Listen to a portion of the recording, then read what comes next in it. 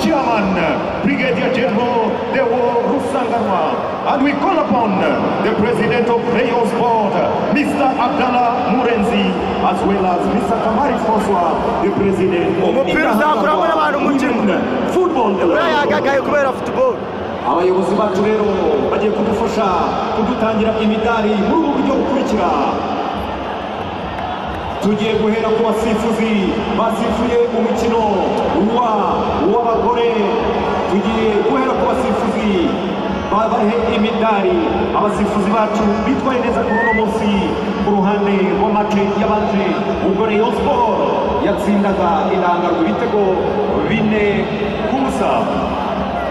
Yes, tugiye guhera no ku basifuzi badusifuriye umukino wa mbere wahuje Rayon Sports n'intangarwa bakoze akazi gakomeye abasifuzi. And this is the Ferwafa Mutzing Super Cup Final at Amahoro Stadium today. Mwakoze cyane kwitabira.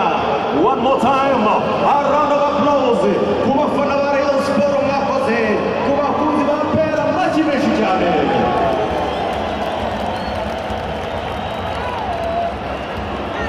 Umupira uzakuramo n'abantu umutima we ndakurahisha.